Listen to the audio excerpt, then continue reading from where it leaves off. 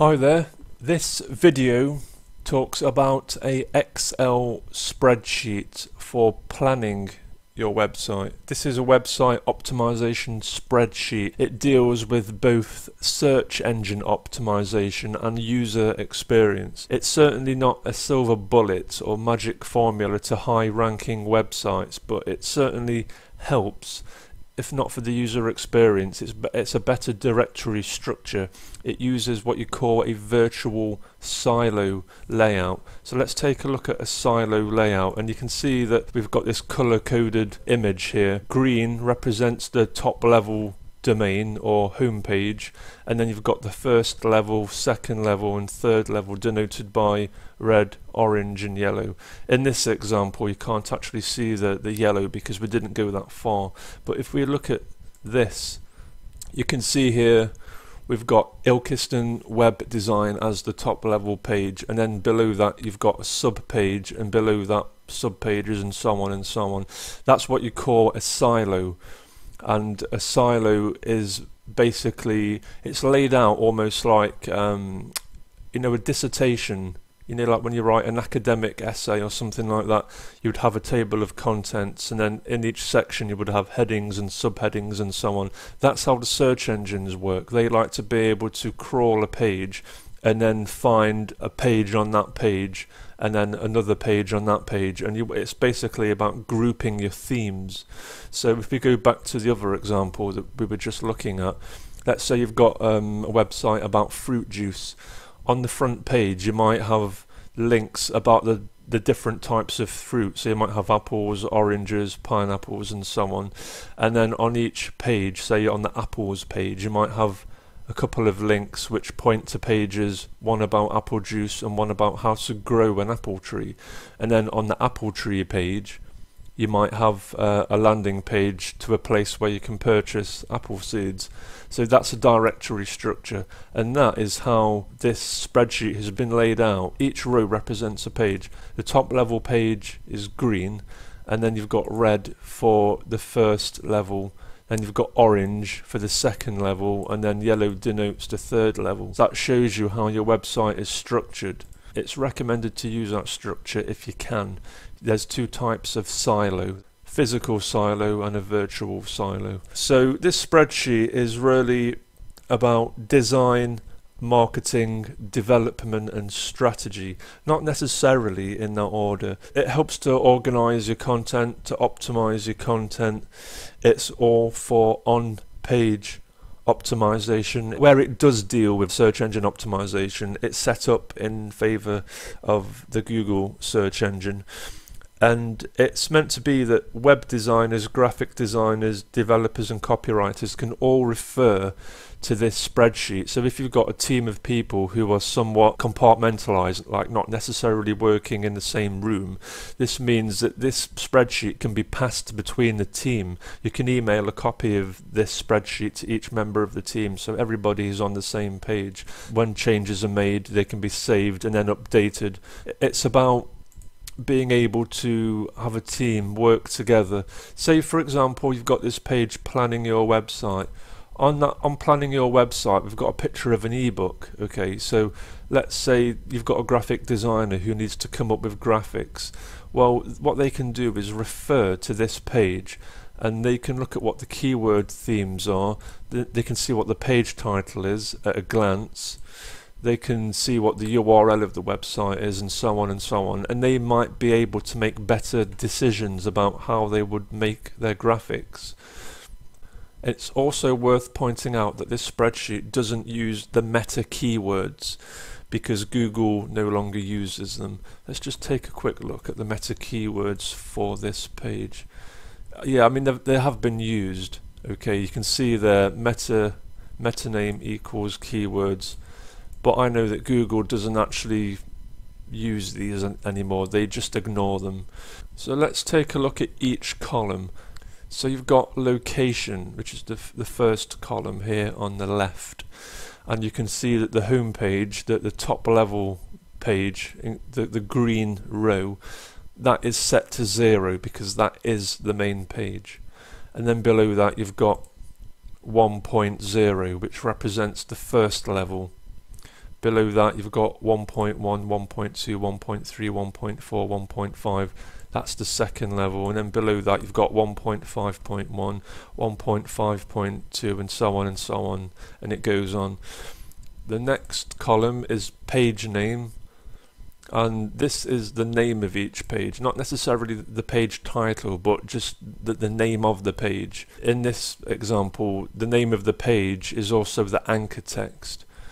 And in this Excel spreadsheet, I've actually frozen these two columns. So when you scroll left and right, these two columns are sticky, so you can always see what page you're actually on. So if I scroll right to the end here, you can still see that we've got the first row, the green row highlighted, which is the top level page. So the next two columns are keyword theme 1 and keyword theme 2. That's the primary keyword and the secondary keyword. And these keywords act as running themes for each page, and they dictate the occurrence of the keywords in the subsequent columns. So you want the same running theme throughout each page. Not necessarily the exact same keywords all the time, maybe variations of keywords. Perhaps if you're using the broad match feature in the Google AdWords keyword planner, that can give you ideas for how you can vary your keywords on the subsequent on-page attributes like page title, meta description, alt text, and so on.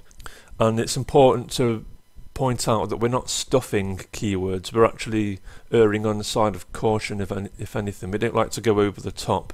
That's not good, and that won't stand up. The future of search engine optimization is certainly not going to favour keyword stuffing, so try to avoid doing that. The next column is page title, and as of June 2014, studies have shown that 55 characters is the ideal and maximum recommended length for titles. Titles are probably one of the most important on-page factors of your website, and if we take a look at this page, they provide a handy tool where you can preview what your titles look like in the search engine results. So let me just grab this page title, let's highlight that, let's copy it and then paste, and this gives you an idea of what it looks like in the search engines. Now if you were to go over the recommended character limit, you'd find that this title is being cut off, which means that the user, when somebody is browsing the search engine results pages, they're not going to see your page title in its entirety. So let's take an example of a long title, which let's take this one for example, because I know for a fact that this gets cut off. Not that that bothers me, because this page is not necessarily targeting the search engines, but you can see, look, how to add managers to your Google Plus, but you can just about fit on the entire title, but the Ilkeston web design bit gets cut off. But you know, that's fine, because this page isn't necessarily meant to rank in search, and this page is really for the user. Google can understand it. I mean, there's no loss of search engine optimization value. Google can still read the entire title even if it gets cut off. So the next column is, like I said, title tag length. 58 max is roughly the recommended length. Obviously, if you're using capital letters in your page title, that takes up more space. You can see that some of these do in fact go way over 58 characters. Some of these are 79 and what have you. It doesn't matter. I mean, that's not something that bothers me. Like I say, these pages are not necessarily meant for search engines, they're meant for the user. Your strategy shouldn't necessarily be to rank every single page in the search engines. It should be to rank a few key pages, and then when people land on those pages, they find their way to these other pages. The next column is 301 redirects. So if, for example, you've set up a 301 redirect which forwards to a longer URL, it's handy to make a note of that here, because you might need to add some canonicalization to these URLs, or you might want to de-index these from search altogether. So for example, this short URL forwards to this slightly longer URL. Then we've got the page URL. So typically you would use a keyword rich URL separated by hyphens. The next column is whether or not each page is indexed. By default they're all indexed, but in some cases we might manually remove them from search because we might not want certain pages to rank. The reason for that being, if you've got a landing page with not much on it, it might be a little bit devoid of content, in which case Google would look upon that as a low quality page, and to have that indexed, that could have a negative effect on the rest of the site. Any low quality pages which are rather thin on content, you can manually de-index them and then just put no here, so you know that that is not going to show up in search, and that it is only for people to land on the website. Next we've got the meta description column, and this also has a recommended length of 160 characters. So the meta descriptions are in there, and I think they all come under one. I mean, there's one there that's 387, so clearly that needs to change. And that's the great thing about the spreadsheet. It can show you where you need to improve things and what work needs to be done on the website. Also, if the meta descriptions are too short, that could have a negative effect. So you always want to try and aim for about 160 characters in length for your meta descriptions.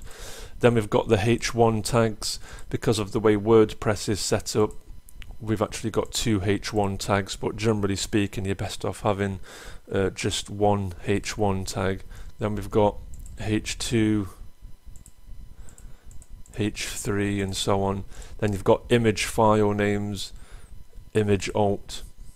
So for each image that we've got on each page we'll have image 1 file name, so we know what the file name is, and then the alt text, that's the alternative text attribute that you can add to each image. So that's pretty much it. I mean, you can get an idea of what this is all about. It's a work in progress. When something on the website changes, the changes also need to occur on this spreadsheet. It allows you to do an audit of your website. It just gives you that bird's eye view of what's going on each page.